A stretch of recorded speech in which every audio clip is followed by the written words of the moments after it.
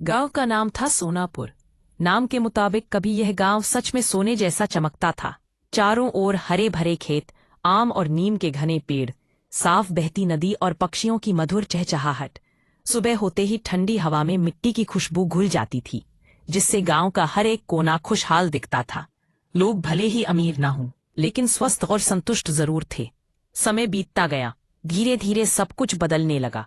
गांव के पास एक बड़ी फैक्ट्री लगने वाली थी। कहा गया कि इससे रोजगार आएगा, विकास होगा, सड़कें बनेंगी। शुरुआत में सब खुश थे।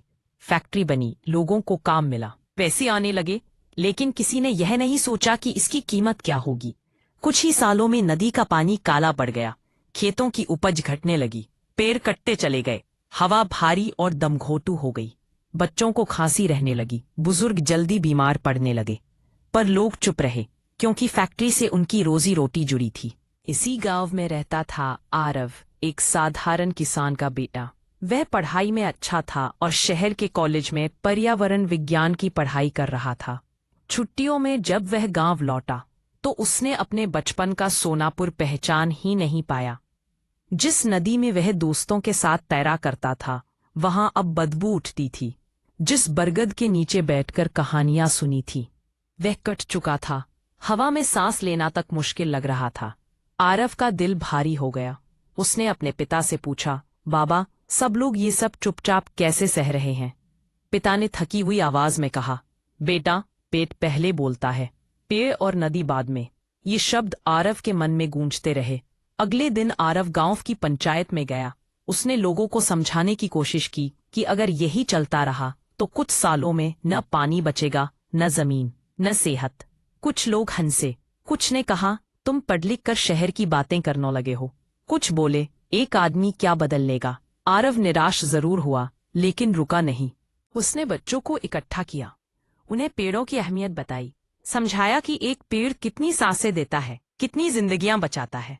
बच्चों के साथ मिलकर उसने गांव के खाली मैदान में पौधे लगाने शुरू किए। शुरुआत में लोग मजाक उड़ाते रहे, इससे क्या होगा, फैक्ट्री का धुआं ये छोटे पौधे क्या रोकेंगे। लेकिन आरव हर दिन पौधों को पानी देता, बच्चों को साथ लाता, खुद उदाहरण बनता। एक दिन फैक्ट्री का गंदा पानी सीधे खेतों में छोड़ दिया गया। फसल पूरी तरह खराब हो गई। उस दिन पहली बार लोगों को लगा कि चुप रहना भी एक गलती है। आरव ने फिर पंचायत बुलाई। इस बार वह अकेला नहीं था। बच्चे, कुछ किसान, कुछ महिलाएं, सब उसके साथ थे।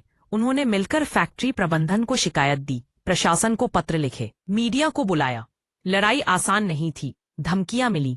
कहा गया कि अगर फैक्ट्री बंद हुई तो गांव भूखा मर जाएगा। आरव ने शांत लेकिन दृढ़ आवाज में कहा, अगर आज हमने प्रकृति को मरने दिया तो कल कोई नौकरी हमें जिंदा नहीं रख पाएगी। धीरे धीरे असर होने लगा।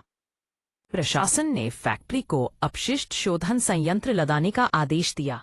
नदी की सफाई शुरू हुई, पेड़ काटने पर रोक लगी, गांव में वर्षा जल संचयन की व्यवस्था बनी। यह सब एक दिन में नहीं हुआ, सालों लगे, लेकिन बदलाव साफ दिखने लगा। नदी का पानी फिर से बहने लगा, अब साफ। हवा में फिर से ठंडक लौट आई। पौधे बड़े होकर पेड़ बन गए। बच्चों की हंसी फिर से गूंजने लगी। एक दिन गांव के बुजुर्ग ने आरव से कहा, बेटा, तुमने हमें सिखाया कि विकास और प्रकृति दुश्मन नहीं है, दुश्मन है हमारी लापरवाही। आरव मुस्कराया। उसने आसमान की ओर देखा, जहां पक्षी फिर से उड़ रहे थे। उसे समझ आ गया था, पर्यावरण कोई अलग चीज नहीं है, वही हमारी सांस है, वही हमारा कल है।